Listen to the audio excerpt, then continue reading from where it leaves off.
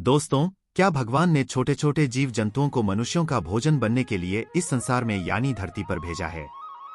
मांस खाना पुण्य है या पाप? आज की इस वीडियो में हम आपको यह विस्तार से समझाने की कोशिश करेंगे। क्या पशु, पक्षी, भेड़, बकरी, मुर्गा, मछली इन समस्त प्राणियों का मांस खाने से मनुष्य को पाप नहीं लगता है? तो आइए आज की इस वीडियो में समझते हैं कि छोटे छोटे जीवों को मारकर खाना कितना सही है और कितना गलत। आज के इस आधुनिक एवं वैज्ञानिक युग में आपको बहुत सारे लोग ऐसे मिल जाएंगे जो मांस खाना ठीक मानते हैं, यानी मांस खाने को वह पाप नहीं मानते। वह कहते हैं कि ईश्वर ने इन सब चीजों को हमें खाने के लिए ही बनाया है, अगर हम खाएंगे नहीं तो इनका होगा क्या? इस दुनिया में कुछ लोग ऐसे भी हैं जो जीव हिंसा करना घोर अपराध समझते हैं। मांस खाना उनके लिए बहुत बड़े पाप की बात है। मांस खाना कितना सही है और कितना गलत, इसके विषय में आज आपको मैं तर्क सहित कुछ बातें बताऊंगा, जिससे आपको स्पष्ट हो जाएगा कि मांस खाना ठीक है या गलत। आपसे केवल एक अनुरोध है कि वीडियो को अंत तक जरूर देखिएगा। मांस खाना पाप है या पुण्य, इसके संबंध में एक बहुत ही रोचक कथा है जो हमें आपको बताने जा रहा हूं। दोस्तों, दक्षिण क्षेत्र में एक गांव में एक धनी व्यक्ति रहता था। वह किसी लंबी तीर्थ यात्रा पर जाना चाहता था। जाने से पहले उसने अपने यहाँ एक दावत रखी। उसमें गांव के लोगों को आमंत्रित किया। वह गांव के सभी लोगों के साथ मिलजुल कर रहता था, इसलिए उसने सारे गांव को दावत में आमंत्रित किया। उसका यह मानना था कि ईश्वर ने भेड़, बकरी, मुर्गा, मछलियां इन जीवों को इंसानों को खाने के लिए बनाया है।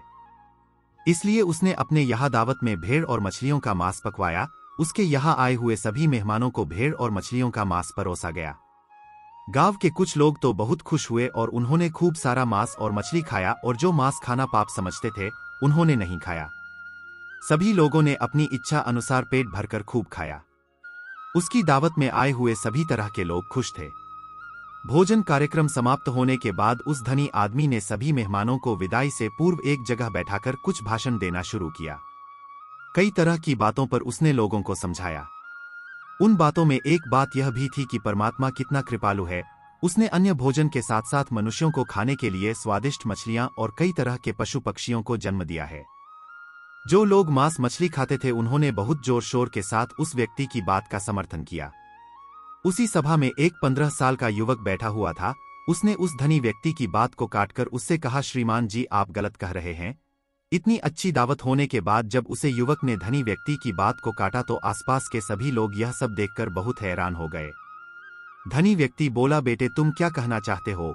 तब उत्तर में लड़का कहता है, श्रीमान जी, माना कि यह समस्त जीव परमात्मा ने बनाए हैं, परंतु आपको मारकर खाने के लिए नहीं। मछलियां, भेड़, बकरा, मुर्गा इत्यादि पृथ्वी पर रहने वाले समस्त जीव जंतु मनुष्यों की तरह ही पैदा होते हैं और मनुष्यों की तरह ही उनकी मृत्यु होती है।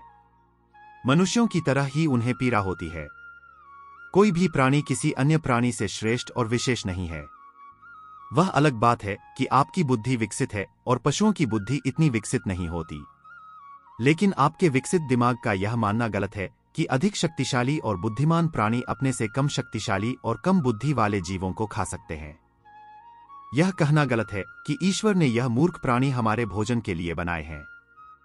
बात सिर्फ यह है कि हम इतने ताकतवर और चतुर हैं कि जब चाहे उन्हें पकड़कर मारकर खा सकते हैं। जरा सोचो, मच्छर, पिस्सू, यह कुछ अन्य कीड़े मकोड़े हमारे शरीर का रक्त पीते हैं। उन्हें हमारे शरीर का रक्त बहुत अच्छा लगता है। शेर और चीता तो इंसान से बहुत अधिक ताकतवर होते हैं। शेर, चीता और भेड़िया, उनको भी हमारे शरीर का मांस बहुत स्वादिष्ट लगेगा। वे जब चाहे हमें पकड़कर हमारा शिकार भी कर सकते हैं।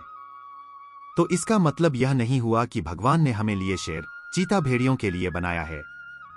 यदि आप ऐसा मानते हैं तो फिर शेर, चीता, भेड़िया से अपनी रक्षा क्यों करते हो? आपका भोजन भगवान ने बकरा, मुर्गा, मछलियों को बनाया है, तो शेर, चीता, भेड़िया और अन्य जंगली ताकतवर जानवरों का भोजन आपको जरूर बनाया होगा, यानी इन ताकतवर जानवरों का भोजन मनुष्य का मांस भी हो सकता है। दोस्तों, यह उन मनुष्यों की अज्ञानता का नतीजा है जो दया से रहित हो चुके हैं, जो अपने से कमजोर, दुर्बल और मूर्ख प्राणियों को पकड़ लेते हैं और फिर उन्हें अपना भोजन मानते हैं। अगर आपसे शक्तिशाली प्राणी आपको पकड़कर अपना भोजन माने तो आप बचने के लिए क्यों छटपटाते हो? उसे अपना शरीर क्यों नहीं खा लेने देते? शायद ही भगवान ने ही आपको उसका भोजन बनाया हो। उस छोटे से लड़के का जवाब सुनकर उसे अमीर यानी धनी व्यक्ति का मुंह बंद हो गया। सब लोगों ने ताली बजाकर उस बच्चे के जवाब का समर्थन किया। लड़का बोला, सुनो, मैं तुम्हें भगवान श्री कृष्ण का एक और उपदेश सुनाता हूं। एक समय की बात है, प्रभु श्री कृष्ण जी बहुत ही प्रसन्न अवस्था में किसी पेड़ के नीचे बैठकर अपनी बांसुरी बजा रहे थे। तभी विपत्ति का मारा एक हिरण तेजी से भागता हुआ आया और भगवान श्री कृष्ण के पीछे छुप गया। वह हिरण बहुत ही भयभीत था। अपने पीछे छुपे हुए और घबराए हुए हिरण को देखकर भगवान ने बांसुरी बजाना बंद कर दी और उस हिरण से पूछने लगे, हे हिरण, तुम इतने व्याकुल क्यों हो? ऐसा कौन सा दुख है जिसके कारण आप मेरे पीछे जाकर छुप गए हो? प्रभु श्री कृष्ण जी हिरण से यह पूछ ही रहे थे कि तभी हाथ में धनुष बाण लिए वहां एक शिकारी आ पहुंचा और बोला, ए बालक, इस मृग को मुझे दे दें। यह मेरा शिकार है। इसका शिकार करने के लिए मैं इसका बहुत दूर से पीछा कर रहा हूं, इसलिए इस पर मेरा अधिकार है। शिकारी की बात का जवाब देते हुए भगवान श्री कृष्ण बोले, किसी भी जीव पर किसी का अधिकार नहीं होता। हर जीवित प्राणी पर केवल उसका अपना ही अधिकार होता है। शिकारी कहता है, नहीं नहीं, यह मेरा शिकार है और मैं इसे मारकर इसके मांस को पकाकर खाऊंगा। तब श्री कृष्ण कहते हैं, मूर्ख निर्दय प्राणी, किसी को मारने का अधिकार तुम्हें किसने दे दिया? यह अधिकार तो उसको भी प्राप्त नहीं होता जिसने उसे जन्म दिया है। किसी भी जीव को मारना सबसे बड़े पापों की श्रेणी में आता है। क्या तुम धर्म को नहीं मानते? तब शिकारी कहता है, अरे मनमोहक बालक, मैं तेरे जितना ज्ञानी तो नहीं हूं, पर इतना जानता हूं कि मांस का भोजन करना पाप नहीं है। जीवों को मारकर मैं उन्हें त्रय योनि से आजाद करता हूं। फिर आपको क्या आपत्ति है? वैसे भी कोई ना कोई इन्हें मारकर खा ही जाएगा। अगर जीव जंतुओं एवं पशुओं का शिकार करना पाप है, तो बड़े बड़े राजा महाराजा कैसे उनका शिकार करके उनका मांस खाते हैं? इस बात को सुनकर प्रभु श्री कृष्ण जी समझ गए कि इस मूर्ख प्राणी को समझाना व्यर्थ है, क्योंकि मांस खाते खाते एवं शिकार और हिंसा करते करते अब इसकी बुद्धि भ्रष्ट हो चुकी है। इस व्यक्ति की मंदबुद्धि सही और गलत का फैसला करने में असमर्थ है। तब भगवान श्री कृष्ण उसे एक कहानी सुनाते हैं कि हे वत्स, इस कहानी को ध्यान से सुनना कि लोग मांस क्यों खाते हैं और इसे खाना पाप है या पुण्य। मगध देश में एक बार भयंकर अकाल पड़ गया था। लोग अपनी और रोटी के लिए तरसने लगे। लोगों की फसलें नष्ट हो चुकी थी, चारों तरफ भूखमरी फैल गई थी। जिस राज्य में अकाल पड़ा था उस राज्य के राजाओं को अब चिंता सताने लगी कि ऐसी परिस्थितियों से अपनी प्रजा को बाहर कैसे निकाला जाए। उन्होंने एक सभा लगाई और सभा के सभी सदस्यों से पूछा कि लोगों को भोजन देने के लिए सबसे सस्ती वस्तु क्या रहेगी। राजा की बात सुनकर सभी मंत्री एवं सभा में बैठे हुए लोग सोच में पड़ गए कि इसका क्या उत्तर दिया जाए। किसी भी फसल को उगाने में समय और मेहनत दोनों लगती है। गेहूं, मक्का, बाजरा आदि तो इस अकाल की स्थिति में उगाया भी नहीं जा सकता। तब उस सभा में एक मांस खाने वाला व्यक्ति बैठा था। उसने सोचा कि मांस को भोजन में शामिल करने का यह अच्छा मौका है। यदि राजा की अनुमति मिल गई तो हम जीवों को मारकर अपना भोजन बना सकेंगे, मनमानी करेंगे, कोई रोक टोक भी नहीं होगी। उसने राजा को सुझाव दिया कि भूखमरी का संकट दूर करने के लिए मांस से सस्ता कोई विकल्प नहीं है। इसमें धन का भी खर्च नहीं आएगा और श्रम भी अधिक नहीं करना पड़ेगा और हमारा भोजन भी बन जाएगा। सभा में बैठे अन्य लोगों ने इस बात में हाँ में हाँ मिला दी, लेकिन उस राज्य के एक बहुत ही ज्ञानी एवं समझदार प्रधानमंत्री को यह सुझाव जरा भी पसंद नहीं आया। वे चुपचाप बैठे रहे। राजा ने पूछा, हे प्रधानमंत्री जी, आप चुप कैसे बैठे हो? इस विषय में कृपया आप भी अपना सुझाव बताएं। तब मंत्री जी ने कहा, महाराज, मेरे हिसाब से मांस सस्ता विकल्प नहीं है। इस विषय पर मैं अपनी राय आपको कल दूंगा।